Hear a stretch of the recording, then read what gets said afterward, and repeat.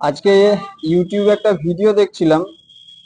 উত্তরপ্রদেশের একটা 16 বছরের বাচ্চা মেয়ে ফাস্ট ফুড খেত প্রচুর পরিমাণে, মানে চাউমিন, মোমো, পিৎজা ফিৎজা হ্যান ত্যান এখনকার বাচ্চারা যেগুলো খায়, চিপস ফিপস এসব জিনিস প্রচুর খেত।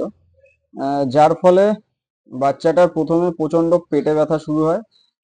তো বাচ্চাটাকে পেটে ব্যথা শুরু হয় বলে উত্তরপ্রদেশের একটা হসপিটালে নিয়ে যাওয়া হয়। সেখানে ডাক্তাররা চিকিৎসা করে সেই বাচ্চা মেয়েটার পেট থেকে প্রচুর পরিমাণে ফ্লুইড বার করে, মানে তরল পদার্থ জমে গেছিল। 7 লিটার মতো ওই তরল পদার্থ বার করা হয় অপারেশন করে। ঠিক আছে। তারপরেও তার অবস্থা খুব একটা ভালো হয়নি। তারপরে ওখান থেকে নিয়ে যাওয়া হয় দিল্লি এইমস হসপিটালে, ওইখানে ভর্তি করা হয়। তো ওইখানে ডাক্তাররা পরীক্ষা নিরীক্ষা করে দেখে যে ওর পাচনতন্ত্র কাজ করা বন্ধ করে দিয়েছে।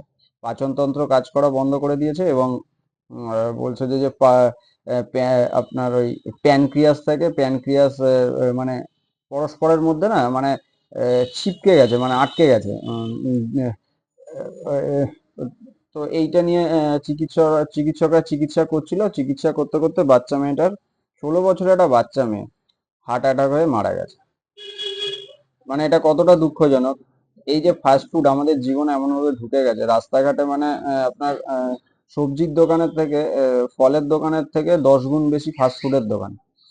কেন চলছে? কারণ মানুষ খাচ্ছে, মানুষ চাইছে, তাই চলছে, পরিষ্কার কথা। এখানে দেখুন, ওই বাচ্চা মেয়েটার কিন্তু যতটা না দোষ, তার থেকে বেশি দোষ কিন্তু ওর বাবা মায়ের, ফ্যামিলি। তার কারণ কি? ও যখন ছোট ছিল তখন কিন্তু বুঝতো না যে কোনটা ভালো খাবার, কোনটা খারাপ খাবার, কোনটা শরীরের পক্ষে ভালো, কোনটা শরীরের পক্ষে ভালো নয়। এটা তার বাবা মায়ের উচিত ছিল ওই সময় সেই বাচ্চাটিকে বাচ্চাটা যাতে ওই ধরনের খাবারে আসক্ত না হয়ে পড়ে। আর ফাস্ট ফুড জিনিসটা এমনই, fast food, cold drinks, soft drinks, এসব জিনিস, বিষাক্ত জিনিসগুলো বিক্রি হয়, সেগুলো এতটাই মানে কি বলবো, অভ্যস্ত হয়ে পড়ে মানুষ, যার ফলে এর থেকে বাঁচা খুবই মুশকিল। তো ছোটবেলা থেকে বাচ্চাদের হাতে এই যে বাবা মারা এই যে চিপস, চকলেট, এই বার্গার, এই যে মোমো, হ্যান ত্যান এইসব যে খাওয়ায়, এইগুলো যে বাচ্চাদের জন্য কতটা ক্ষতিকারক, বাবা মা জেনে শুনে, জানি না তারা কতটা জানে, বাবা মা জেনে শুনে বা না জেনে বাচ্চাদেরকে কিন্তু বিষ খাওয়াচ্ছে।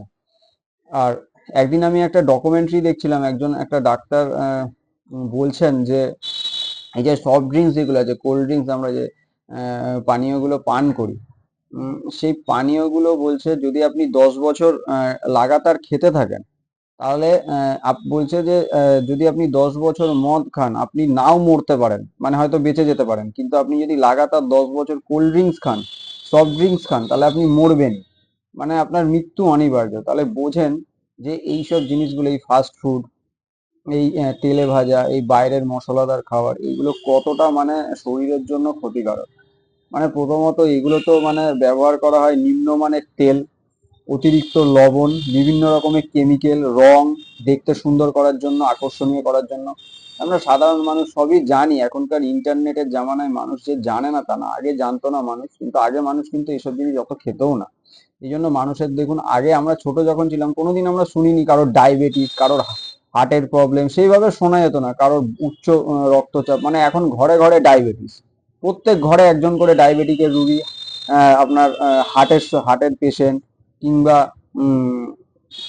এই যে উচ্চ রক্তচাপ জনিত সমস্যা, এইসব জিনিস কিন্তু লেগেই আছে। আগে কিন্তু আমরা যখন ছোট ছিলাম তখন কিন্তু এইগুলো এত শোনা যেত না, কারণ তখনও এত ফাস্ট ফুডের দোকান ছিল না চারদিকে। আমাদের বেলায়, ছোটবেলায় কি ছিল? এই চানাচুর, টুকটাক এই চপের দোকান, আর এই সিঙ্গাড়া, হ্যান ত্যান, এই টুকটাক মিষ্টির দোকান, ছোটখাটো এইগুলো চলতো। তাও মানুষ অত ছিল না, সেই পরিমাণে খেত না, ওই জন্য মানুষের এত রোগ ছিল না। এখন এইসব খেয়ে খেয়ে মানুষের এত রোগ।